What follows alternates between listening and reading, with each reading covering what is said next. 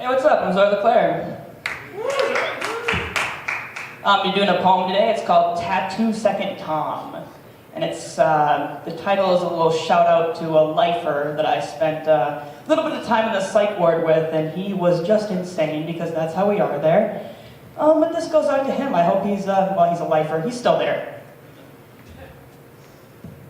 All my friends are dead, tattoo on my head, skin like Wonder Bread, don't ever make no sense, obliviously intense, gotta bunny hop the fence, running from the feds, cause I don't wanna take the cred, end up cuffed on the hood, full spread, now you end up doing a bid, hop in the jar, screw on the lid, hope when you get out you still recognize your kid, they turn to your wifey like, mommy, who the fuck is this? That's when your stomach starts to twist, and you realize how much you missed, and that it's over and done and can't be fixed, and your heart feels like it just took a shit inside your ribcage, but that sorrow quickly turns to rage because you'd rather see red than the mess you made. Now you're storming off the stage because you realize you played all the parts in the show which actually portrayed you crumbling like clay, like a slow motion replay of that fucking day when it all unraveled. The pound of the gavel, the sighs and the sobs, the click of the cuffs connected to the chains, shuffling to the van in your walk of shame, single file line facing your time like maybe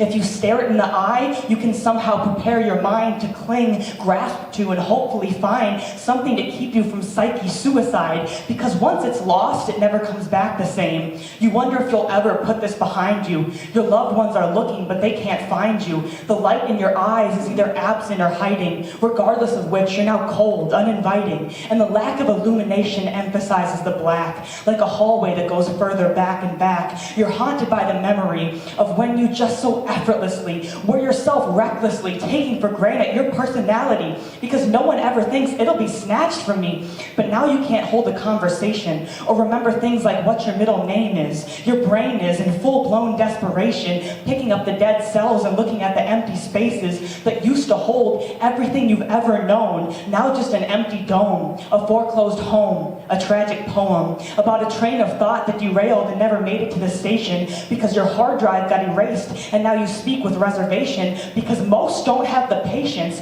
to sit while you search and your mind is racing, trying to compile a sentence so basic I can't think of the word, it's on the tip of my tongue, I can taste it, but still can't seem to enunciate what is now just a jumble of letters that I can't seem to arrange. Reality slapped me when I remembered that someone was waiting for me to finish what I was saying. Embarrassment would be an understatement. I still can't remember what I was fucking saying. The person's patience is now strained, and you can see them discount what you're saying before the words even leave your lips. Your heart doesn't break, it rips, tears, and you wonder if any of you is even left in there. Healing so painstakingly slow, eyes searching for progress that doesn't show, but just when you're at your lowest, everyone left and you still won't budge. Can't accept that what made you, you could possibly be gone. So you trudge forth and you get back on the fucking horse, and not the animal, I mean tar. Self-medicate until you're so far away, nodding and drooling a little, but temporarily, it stops the prodding, the poke at the base of your brain that screams for you to remember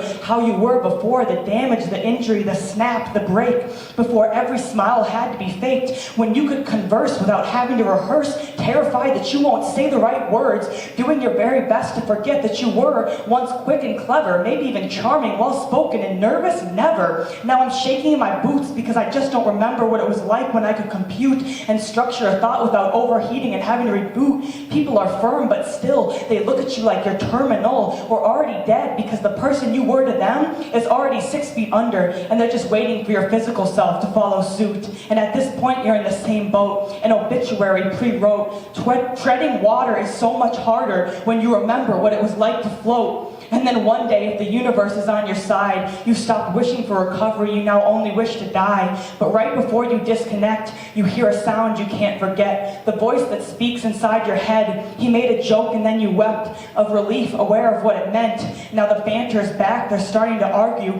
You could give a shit less how loud they scream. I would take it any day over the silence. You finally resemble yourself again, and there's activity inside your head. Now a puzzle with pieces gone, not the same but moving on, have come to peace with the fact that the bigger picture will always show the cracks. and empty spaces will remain. Empty, a poor choice of word. These places are filled with pain, things that were stolen from me that I didn't think you could take. but you dig deep, and from behind your pupils you see a peak of that light so weak but flickered still, too stubborn to be smothered. It laughs in your face, because now it knows you will never forget the deep frozen cold. When you thought it was gone, now it's in control. His head's too big, he's getting more bold, because now he knows he can kick you right off your pedestal and bury you back in the frozen snow. The bank you stopped in to collapse, being lulled to sleep, warmly wrapped, brought to your knees as your body starts to freeze, appendages swelling, bursting at the seams, but you're having the sweetest dream, so you pay no attention to the developing scene.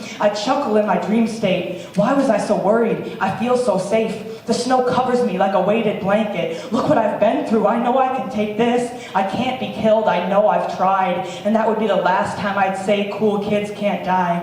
Frozen there, solid and lifeless. The most peaceful feeling, no struggle, no night fits. Just the impending sleep, the sweet release of death, cleverly disguised as a safe place to rest. Preserved in my bed, I made for myself. Well-deserved, justice served. I needed help, and there are some things you cannot fix until you flip the switch. You make the choice. You just had to.